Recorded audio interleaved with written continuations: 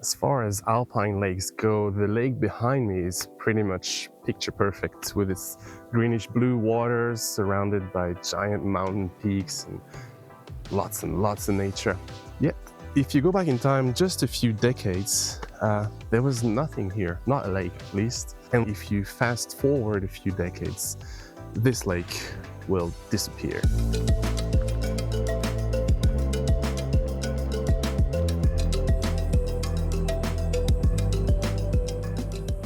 So welcome. We're at Vallon Lake in the French Alps, which literally means valley lake. And it's got a pretty interesting story. So we're gonna go back in time to tell you a bit about the history of this area. And it takes about an hour to go around the lake, so I'll take you with me. And along the way, we'll talk about history, the legends, the folklore, and a bit about the geology of this lake.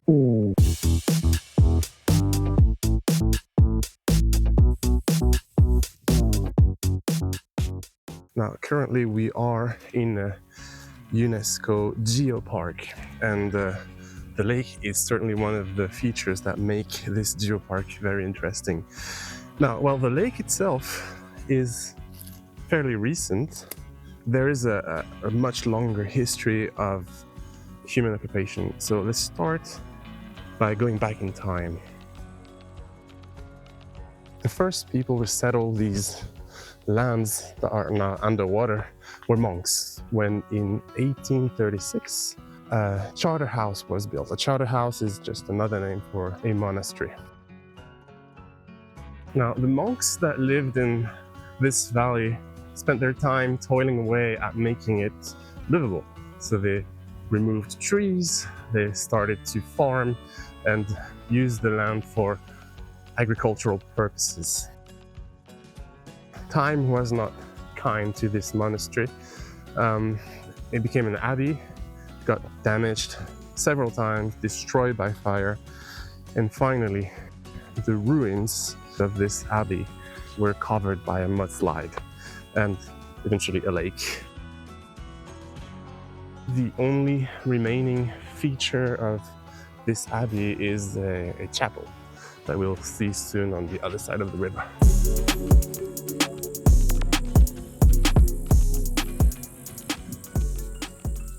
So let's talk about this landslide, the remnants of which are still visible behind me. And to that, we're going to fast forward in time to 1940. The valley looks like any other alpine valley, with several human habitations, farms, and one of the main businesses of the area, sawmills. 1940, the summer saw lots and lots of rain. And all that rain, due to the terrain around the valley, in the mountains, didn't drain evenly. It created crevices, and some parcels of the mountain started to detach. One of them was a crevice that was 200 meters long and over a meter wide, but that wasn't the only crevice that the inhabitants noticed. So they knew that the land above the valley became unstable. However, for the next 3 years, the land stabilized, and farmers and people who worked in the mountains didn't think much of it, didn't really worry anymore, until spring of 1943. Two sawmill workers noticed that the water that was supposed to help keep their wood wet to avoid pests going into the wood stopped flowing. And because snowmelt has started very early this year, the water should be plentiful. There should be plenty of water running down the mountains and into the rivers. The first thing they thought, however, wasn't a natural problem. Remember, we're in 1943, and 2 weeks earlier, the French government had imposed the STO, the mandatory compulsory work service. So it was like a collaboration effort with the occupying forces, which were Italian in this area, German in most of the rest of France, occupied France. And they thought that because the government had imposed this compulsory work for what was considered an occupying force, some people who protested against it decided to sabotage the water supply. They soon would realize that that wasn't the case.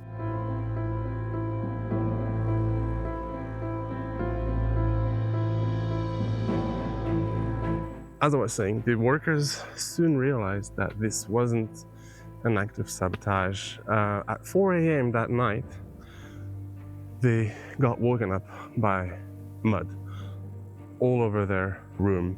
And in fact, the whole mountain felt like it was coming down.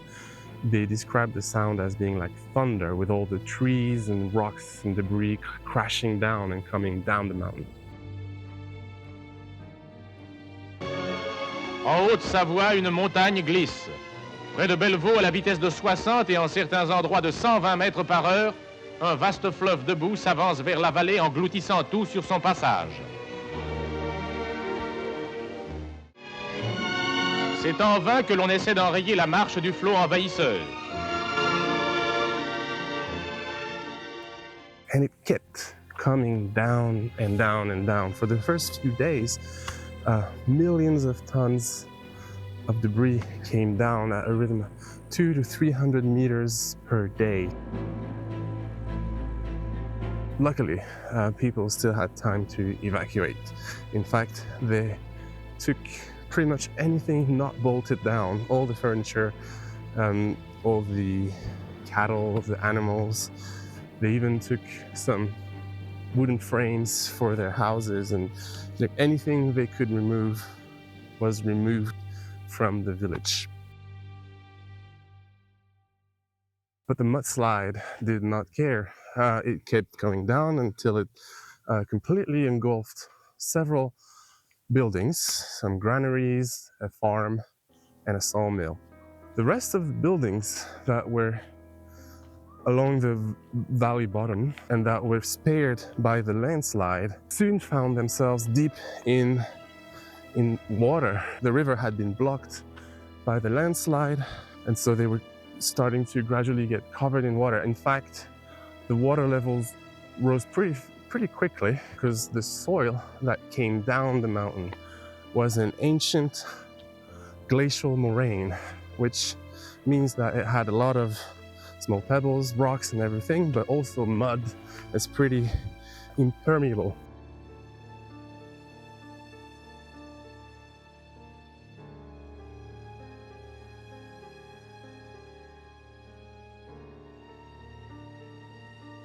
So all that happened in 1943. By 1946, the only buildings you could see were the roof of a farm and a wooden beam sticking out of the water. Currently, these are long gone. You only can find foundations.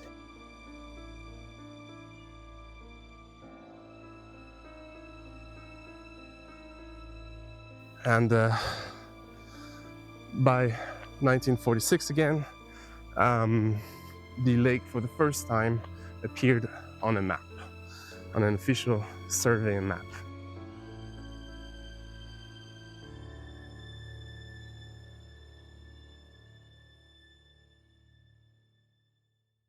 The peninsula you see behind me is the furthest extent of the mudslide.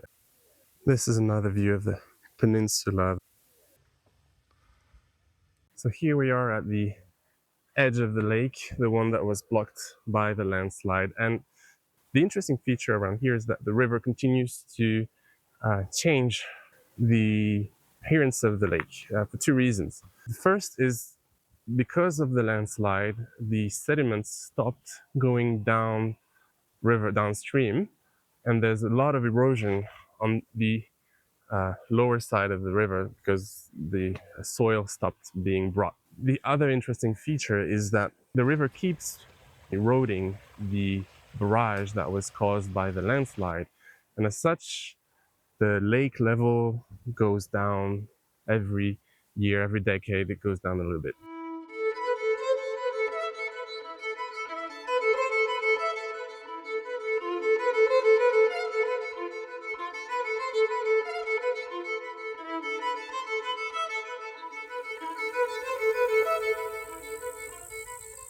Now this lake is clearly a very precious place. It's very enjoyable to walk around it. There's a lot of people, lots of families coming here, but it's not going to last forever.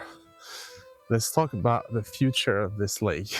The river that formed this lake, the river that was blocked, still brings lots of sediments to the river. It collects, debris, trees, branches, leaves, and soil that it carries, especially during summer thunderstorms, for example, or when the snow melts. The bigger pieces that are carried by the river help reduce the total area of the lake, because every year the area where the river deposits its materials goes further and further into the lake. The smaller materials, the more fine particles, they float down the lake and eventually reach the bottom and serve to reduce the depth of the lake. So enjoy fishing when you can.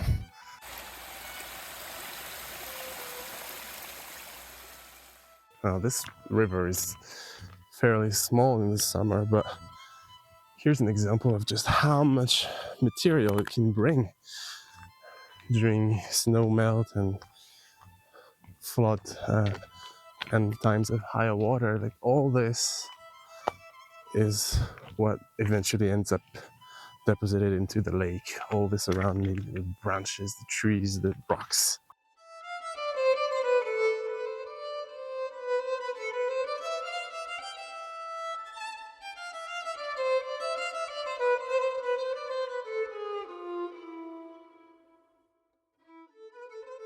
Let's talk a little bit about the history of the chapel that you see behind me. Everything started with a monastery in this valley in 1836, and since 1838 the parcel of land that you see where the chapel is built has always been used for worship purposes. However, the final version of the chapel was built in 1625, I think, and it was in use for just over 100, almost 200 years. But in 1792, there was the French Revolution that strongly opposed the grip that religion had on the people. And in 1793, the French Revolutionary Army captured the area and destroyed the chapel. You can see just on the left of the chapel, there are some old walls that date from this era. The chapel was then abandoned and left to decay for a century. Lucky for us, we now can see this cute building behind us, because in 1834, so about 40 years after its destruction, the chapel was rebuilt and renovated, and that's the final version that we see today.